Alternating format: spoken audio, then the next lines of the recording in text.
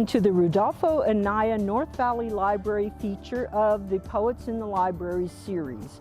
My name is Mary Oishi. I'm the Poet Laureate of Albuquerque. We have been doing these features throughout the pandemic. Originally, I intended for these to happen actually in person by all the poets with a live audience, but the virus had other plans. So, not to be daunted, we decided to adapt. We're having the poets outside, the featured poets, and then the community poets are reading by Zoom. And together you get a composite picture of the huge variety of poets and voices that we have here in Albuquerque. Albuquerque is really a poetry town. Our first featured poet today is Bill Nevins. He moved to New Mexico in 1996. He is a retired University of New Mexico instructor, a publishing journalist, a songwriter, and a poet, with 2 books in print, Heartbreak Ridge and Awe, that is A-W-E, as well as a 2007 feature film, Committing Poetry in Times of War. His poems appear in many anthologies, including the 2022 Reimagine America anthology, which also includes work by Joy Harjo and other luminaries. In addition to being a writer, Bill is a lifelong peace activist who opposed the Vietnam and Iraq wars and worked to advance the Irish peace process. He is a grandfather and a Gold Star parent whose son died in combat as a U.S. Army commando in Afghanistan. Bill has read his poetry in New York, New Orleans, Belfast, Yucatan, and has hosted several New Mexico poetry events. He was a board member of the New Mexico State Poetry Society and founded and leads Voz Clara Poetry and Song Project. He is an active member of Taos Somos and the programs director of the New Mexico Irish American Society. Last but not least, he is the poetry editor of Logos, a journal of modern society and culture online. Please welcome Bill Nevins. Hello.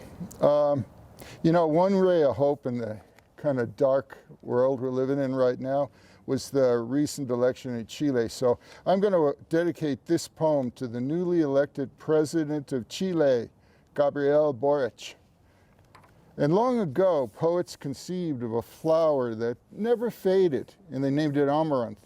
And to be amaranthine is to be undying. Amaranth, the undying flower.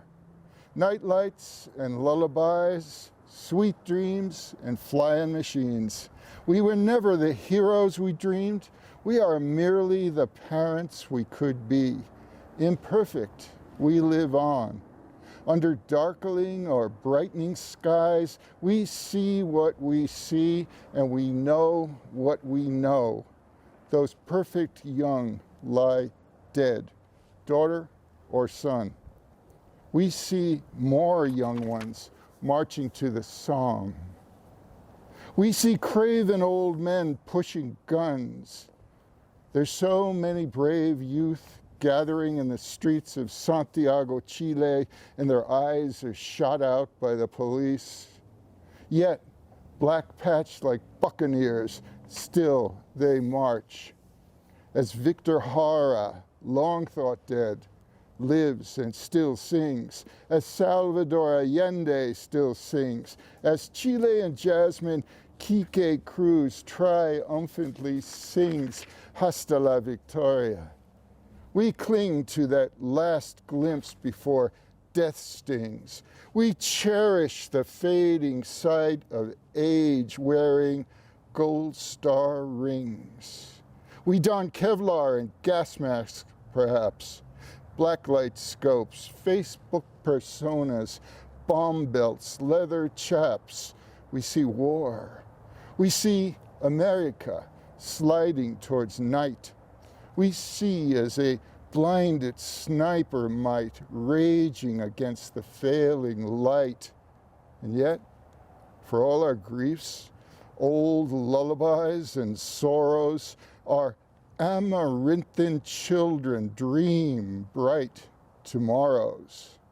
As the poet Neruda reminds us, podrán cortar todas las flores, pero no podrán detener la primavera. They will be able to cut all the flowers, but they will not be able to stop the spring. This poem, I want to dedicate it to the Blue Shirts and Commissars of Poetry. And it's in honor of the Russian group Memorial, which was just shut down by Comrade Putin. It's called Siberia. I dreamt that I was Comrade Yevtushenko dodging, or maybe schmoozing, the KGB. I dreamed that I joined a pusillanimous state poetry society. Meetings every Tuesday with cold old pizza, borscht, and schlitz. While they defined rhyme schemes, I got the shits. They cut my wrists, and they sucked real hard. And then they sent me a membership card. You're one of us now, lad, blood in, blood out. We love you and your ethereal pantoums. Of that, there's no doubt. It was better than the gulag, I guess. But then, Tavarici, it got much, much worse. I then dreamt that I was Mayakovsky, and the Soviet Versifiers Guild caught me. They made me pay dues to spit out respectful, approved poetry. And so I composed some wee sonnets about Nikita Khrushchev's shoe, Glasnost, Pussy Riot, Allen Ginsberg's mother, and Gorbachev's tattoo. The stern Cossack firing squad was lined up before me, and I shivered. But then the dream, thankfully, ended of a sudden, and I dozed off anew, and I slept so well, my friends. I woke up like Zhivago, wrapped in an ice blue haiku. Firewall.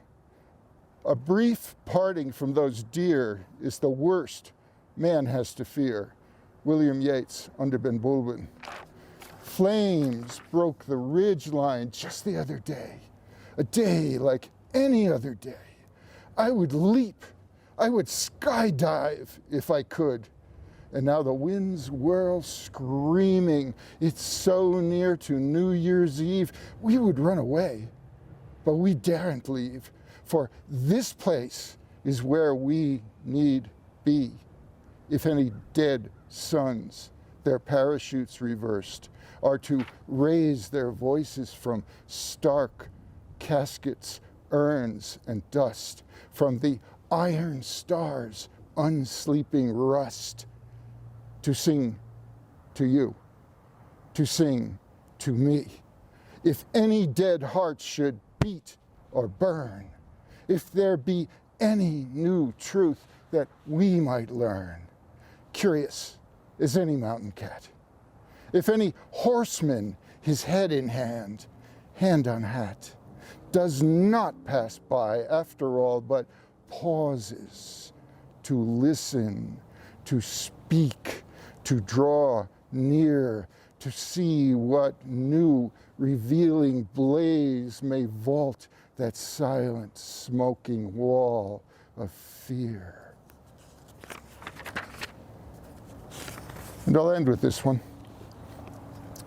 This poem is titled Ashiri, which in the Irish language of my ancestors means resurrection. It's after Emily Dickinson. Fall lightly to that blue light. This poem is not me. This flight may be fancy, but never worry if we fall. Don't fret. This text is not you either. We can fly free in this song, whomever we may be. This go round, forget your parachute, just trust your cape. It's like that eerie December concert when Miles Davis turned his back on us, but held one delicious, aching note for what seemed all night long. And then Miles left the stage. Ite, misa est. And we silently filed out into the bleak Massachusetts night.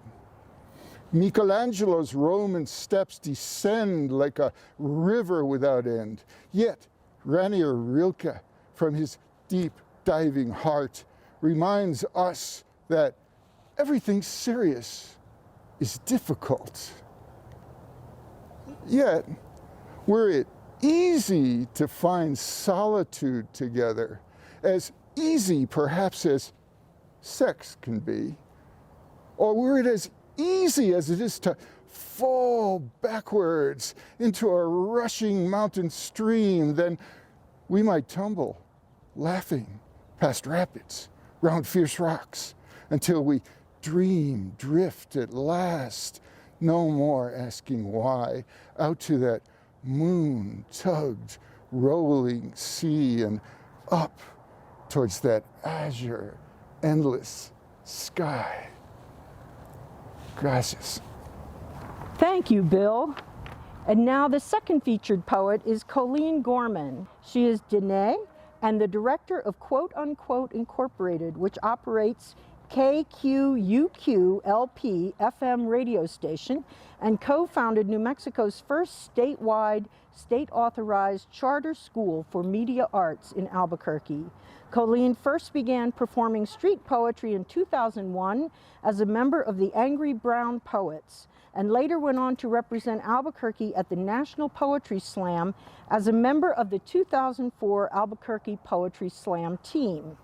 As a multimedia artist, Colleen has completed award-winning full-dome animations for the New Mexico Museum of Natural History's Lodestar Planetarium, has painted murals for the city of Albuquerque on the north wall of Casa Barelas and Nativo Lodge's Indian Time Room, and is currently working on the Re-Indigenizing Minds project under New Mexico's Senator Pinto Memorial Fund to share indigenous math, science, and art through sacred geometry, sacred calendars, and the Zia Symbol Global Mapping Project. Colleen's work has been published in self-published chapbooks, Angry Brown Poets chapbooks, A Bigger Boat, The Unlikely Success of the Albuquerque Poetry Slam Scene, published in 2008 by the University of New Mexico Press, and Navajo Sovereignty, Understandings and Visions of the Diné People, published in 2017 by the University of Arizona Press. Please welcome Colleen Gorman. This poem I'm going to read is called Wind River Woman, and I watched it after watching a movie about that, Wind River. I think it was called Wind River or Wind River Woman, and I'll just let it speak for itself. Quick breath, blue night, her story, his story, violence and rape on a cold, cold night. Brutal darkness. 1 in 3 Native women are assaulted in cities, reservations, and everywhere in between. Like Mother Earth, nothing is sacred. From our thighs to the mountain peaks of Canada, dissected and bisected by hell highways, to the hidden headstones of boarding school graves, all the way down to the mass graves of Juarez, and then even further south, low down, to the gang-ridden brutalities of drug lords and meth kings in Central and South America. No one knows how many. The statistics say nothing. Like the silence stuffed into the mouth of women and girls, young, brown, and old. The white man keeps track of his women for his story, but not for Mother Earth women, beautiful indigenous women, reservation women, chocolate brown, red women, urban and everywhere in between women, Wind River women. So that was my first poem. This next poem is called Lessons from Hell. And I wrote it in August of 2011 after reading an issue of Indian Country Today about Indian boarding schools. The beginning of the end the last time was in the 13th heaven on the calendar times of 260-day calendars. 1492 marked the last 26 years of an indigenous calendar heaven, when the Aztecs had reached the epitome of their institutions. The teachings of Seacat, One Reed, Topilzin, our Lord, our Prince, Quetzalcoatl, feathered serpent, had already been driven by their minds by the dark side, who were busy mixing alcoholic drinks to control the minds and hearts that they would harvest for the sun. Their colors were red, white, and blue. They just knew that they were the chosen ones. Yet they were just as misled as today's fundamental, fanatical followers who have proclaimed themselves as the new chosen ones. What was true then is true now. The first will be the last, and the last will be the first. Here on this earth and in this continent of Eden, we have gone through 9 52-year hell cycles and are coming back once again to an indigenous calendar end, and yet it's not really an ending, but the beginning of another end from which a new and better beginning will happen again. And this sacred calendar time, indigenous heaven will exist in heaven on earth again. Because didn't you know that heaven and hell are here on earth right now, last time, and in the future again? When indigenous people were murdered, abused, raped, stolen, and forced to accept a God of fear, whose ways and words were perverted to the desires of men that manifested in manifest destiny, we were living our 9 hells. At the beginning was Powhatan and his daughter Pocahontas, Samoset, Massasoit, Squanto, Hobana, Metacom, who is known as King Philip of the Pokanoet. Then came Pontiac of the Ottawa, Tecumseh of the Shawnee, Red Cloud, Tatanka, Yotanka, who is Sitting Bull, Seattle, Hindmont, Toyalaket, who is known as Chief Joseph, Geronimo, Satanta, Manuelito, Kicking Bird, 10 Bears, Mangus, Colorado, Crazy Horse, Black Kettle, Dull Knife, Quanah Parker, and Wovoka, and so many more. They all passed the test. From the beginning, we all knew we would be tested. We didn't know how hard this test would be, yet despite unbearable cruelty, our native forefathers passed honorably, and for their efforts, some saw the end of the hell world and into the next heaven coming soon. Wovoka pronounced Mother Earth rolling up to shake up bad children off her back like fleas. Wovoka, the prophet who knew the truth of the future despite horrors of hell in the present. And the white faces of those ghost dance killers greatly feared this future, thinking it held an Indian uprising, when in truth it will be Mother uprising. She did hear and does hear her children crying for help with shame, pain, fear, helplessness, and hopelessness, ushered in by the light-skinned twin brother to Morning Star, Cortez. Modern-day boarding school survivors still recall the abuse and terror of nuns and priests, boarding school educators and molesters, of manhandling men and boys in foster families who made them birth babies, who raped them as babies and then raped their babies. Even Albuquerque has built a park over the unidentified grave of children's bodies for other children to play on, where the needles of poverty are thrown by the homeless to serve as modern-day boarding school grave markers. Boarding school cemeteries from north to south still hold their children hostage and lost. These children lost themselves, their souls, their hearts, their families, their language and culture. Survivors of wholehearted glutton, resulting in hidden schoolyard cemeteries bearing the fruits of lust, chained in the basement and beaten for words, songs, and prayers in another language. The power of a Navajo by Colleen Gorman shares the truth of his experience. America, don't push Native America out. Red, white, and brown should be the color of that flag, because you are living on our land, our mother, our earth, surrounded by the brown of those whom you have forgotten in your lust for wealth, a quest for manifest destiny, greed, and ease and technology, gossip, celebrity, fame, and land and property.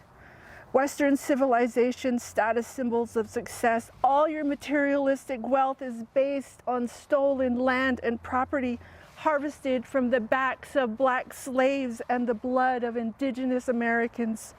European conquistadors chopped off the heads of people and boiled away the meat of their bodies, propped up, flayed, and displayed their medical masterpieces for sheer pleasure and glut. Columbus threw infants to his dogs for breakfast, while his men used Indian women in their own beds, while their dying husbands and hog-tied children thrown to the side could only watch. Christian and Catholic icons of hate then mailed these skulls and stories of glory to the civilized East for museum masquerades of the disappearing Indian, the vanishing and noble savage. This is the entirety of America's newborn history.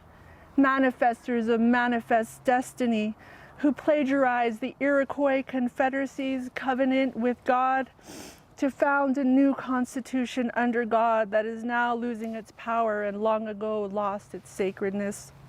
It steals the very freedom it fought to win from its own people through administrative laws. Corporations without souls and trillionaires with no care in this world or for this world now run the world and seek now to conquer other worlds.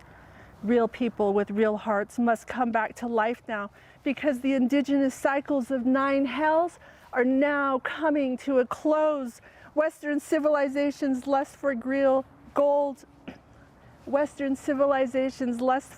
has lost the real treasure of ancient knowledge.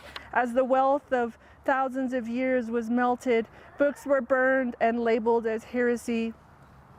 Academicians plow now through the dust for an understanding of the past, but with the arrogance of materialistic mindsets, we will not be able to see the knowledge of thousands of years lost. Gold, oil, and drugs, God, your God of fear, has destroyed knowledge that has come from Creator and His wife, who manifested themselves in more than one life and on more than one continent throughout our history.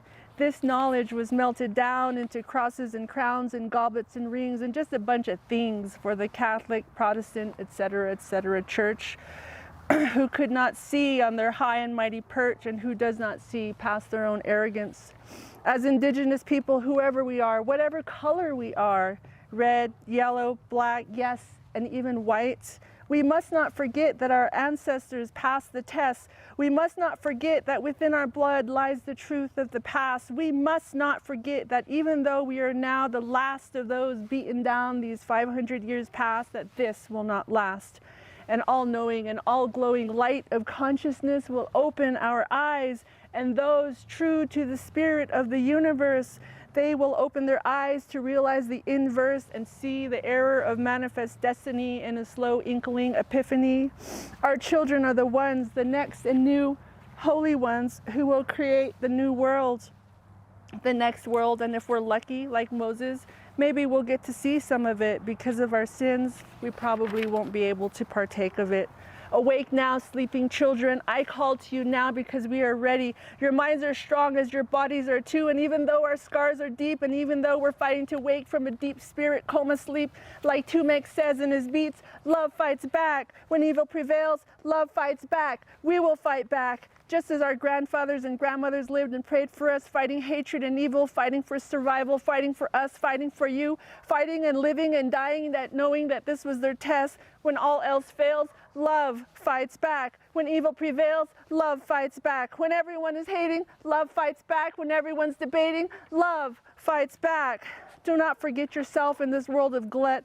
Fight the programmed urge to forget it all, rut and strut. This world has reached the epitome, the epiphany of its own manifestation and manifest destiny, a world of darkness and chaos, an inferno of hell on earth. The consequences of the truth are hidden in the past, but calendar patterns reveal that this Western world will lose its blood-begotten power to children of the earth, to people who were here first, to people awake who don't want to be fake. The light within us all will shine. So when haters hate the divine and seek to engage us in hate because that's how they relate. Hate, hate, hate. The time is coming when hate will be too late because we've survived these lessons from hell. And now it's time for heaven to fall. This place called hell on earth. Not because hate says it's time to dissipate, but because Mother Earth and all her children, true to the universe, are waiting to create. The first will be the last, and the last will be the first. Thank you. Thank you, Colleen. And now we're going to hear from the manager of the Rudolfo Anaya North Valley Library, Sue Heights. Please welcome Sue. Thank you, Mary. Hi, my name is Sue Heights, and I'm the manager of the Rudolfo Anaya North Valley Library in Albuquerque's North Valley. Our library was opened in 1994, and in 2018 we were renamed in honor of Rudolfo Anaya, the New Mexico author. We hope you enjoy our poetry reading today, and we look forward to your visit to our library. Thank you, Sue. And now we're going to go indoors to hear from the community poets. Well, now we go to the community poets section of the Rudolfo Anaya North Valley Library feature of the Poets in the Library series. Our first community poet today is Serelda Snyder. She has been happy to call Albuquerque home since 1978, but she has earlier memories of Burke due to her grandma who moved here from Missouri in the 20s. She got to attend Pat Smith's UNM 200 level poetry survey class that still provides good memories. Please welcome Serelda Snyder. Thank you so much, Mary. Thank you, City of Albuquerque. My poem is entitled, In the Face of the Uplift.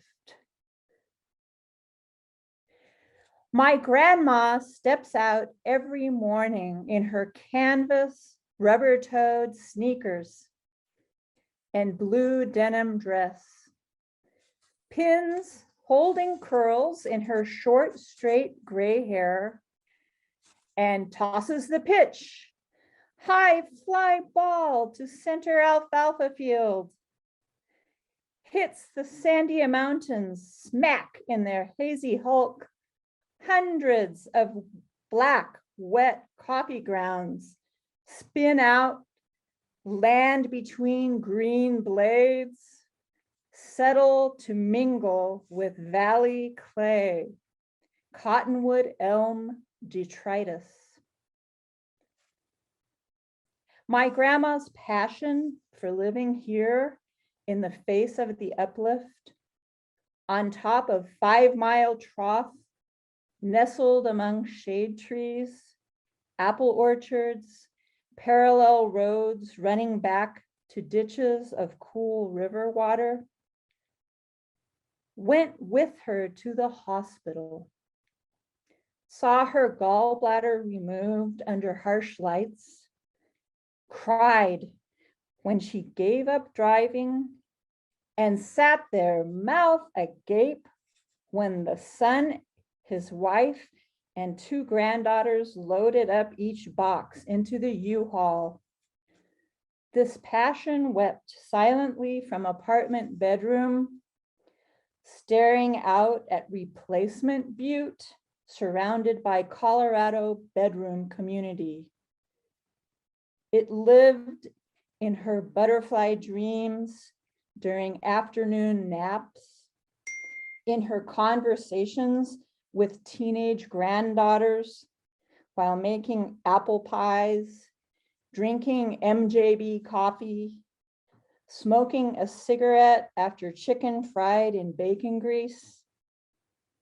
It rebelled refused to join the blasted senior citizen group in the rec room. It reflected in tales of stopping to look down at rushing Clear Creek on the walk back from Safeway.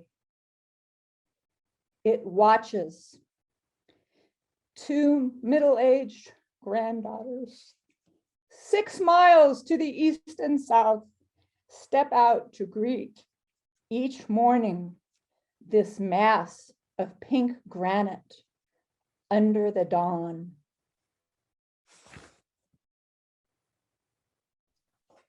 Oh, thank you, Serelda.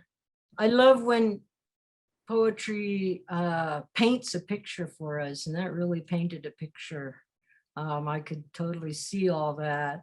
And also when it evokes emotion, you know, it came from an authentic life, you know, and authentic art from an authentic life. So thank you so much. Our next community poet is Tammy Burns. Tammy Burns has been writing poetry for over 50 years with a few published pieces. This is her first time reading her poetry publicly, which I appreciate. That takes some bravery. We've had a few like that. She has lived in Albuquerque for 10 years. She loves camping, hiking, and nature, which is reflected in a lot of her poetry. Please give a warm welcome to Tammy Burns. Hi, thank you, Mary. Okay, my first poem. In the quietness of a summer midnight, the rain tiptoes across my yard, stepping on stones and dancing on leaves as the thunder rumbles the song.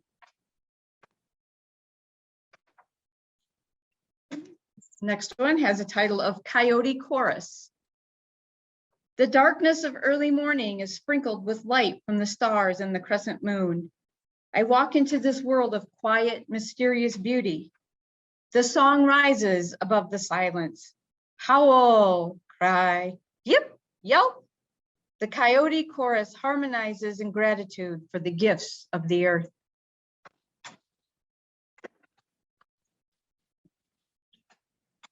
Wind exhaling breath, leaves tippy-toe tumble by, fairy recital.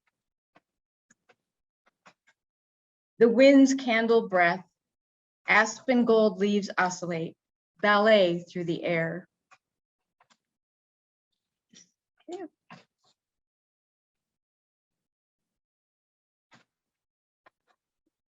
One more here.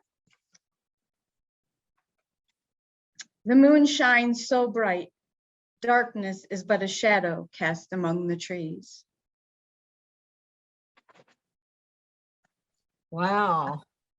That was a wonderful debut, Tammy. Thank you.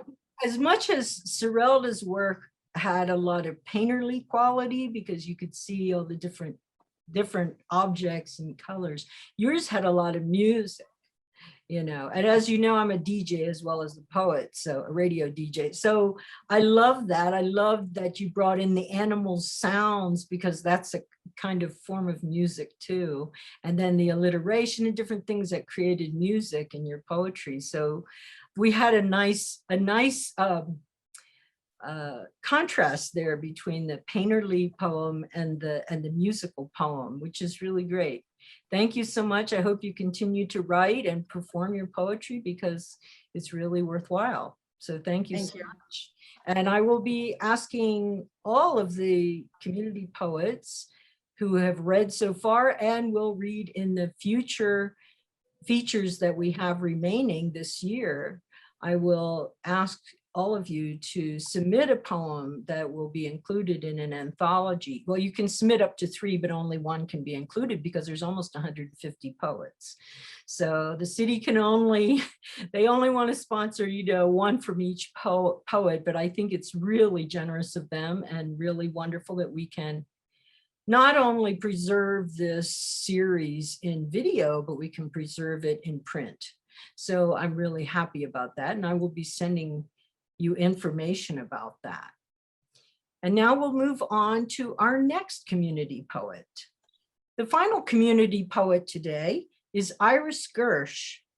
Iris Gersh has an MFA in creative writing from Florida International University and has lived in Albuquerque since 2005.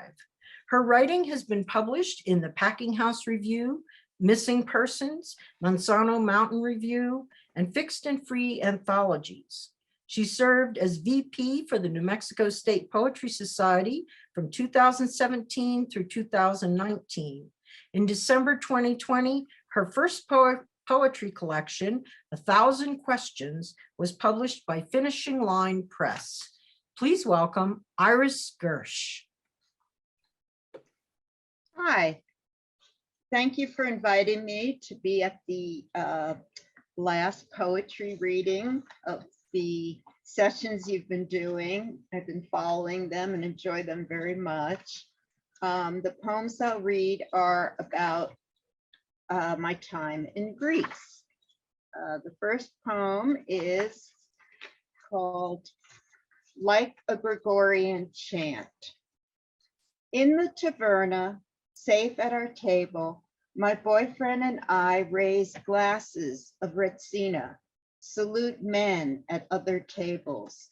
One man, his black hair dusted with snow, sings, his cavatina filling the room. Another answers, 3 join the chorus swell, till a round of voices answers, echoing monastic ceremonies. The tavern keeper pulls out 2 grills of roasted lamb from the fire pit, fills tin jugs with wine, pushes a log into the fire. It is hushed now as we eat and drink. Witness to something sacred, my salvaged thoughts unraveled. I lapsed into the secular. Imagine the pleasure of licking with my wine-sweetened tongue the lips of the youngest man, alone at a faraway table. Imagine unwinding sheep-colored skeins that sit in the lap of the tavern keeper's wife, my claws newly sharpened. Imagine my voice joining the men's, my song the blues, my company wailing guitars and harmonica riffs. Then, frightened by this private irreverence, I stand by the open window, look down at the village clock, whose face snow softly covers, the only number visible, 1. I'll just read one more poem, if that's okay. This is called Ouzo Driven. It's longer than sundown here in Sofico.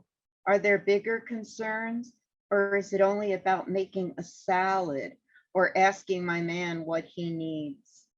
A tribute to ends of days, onions, cigarettes, fire, a woman ouzo driven who has fattened her nerves, has grown tired of serving. A woman who is ouzo hungover, has no cares. She can finally leave. When she does, after 8 years, she mourns wasted passion, the jealousy, the dragging out of time when she might have forgotten or at least forgiven him. She speaks to her man as if he stands in front of her. She says that maybe what I'm really missing is your country, its light, its olive smell, its hardness, and not you at all. Thank you. Oh, thank you, Iris. I think traveling always expands our writing, you know, because we get completely different input than we had before. So, you know, we can get inspiration in our own home, in our own backyard, in our own, you know, nearby forest or river walk or whatever, but we also get a lot when we travel. So thank you for doing that. Thank you for bringing that to us. Thank you. We've had quite the variety today of poets and poetry. I hope you enjoyed this feature from the Rudolfo Anaya North Valley Library. And if you are a poet in the city of Albuquerque, Please get in contact with me if you would like to participate in this, both the video series and the anthology that is going to come out later this year or early next year of the poets who were involved in this series, the Poets in the Library series. Again, my name is Mary Oishi. I am the Poet Laureate of Albuquerque. My tenure continues through June 30th of this year. So get in touch with me as soon as you can so that you can participate in this series. And if you just enjoy watching, we welcome you too to come back and see all the rest of the videos from this series. The way you can reach me is ABQ Poet Laureate Program @gmail.com. That's ABQ Poet Laureate Program @gmail.com. It will also be on the screen. Thank you so much, and we'll see you again next time.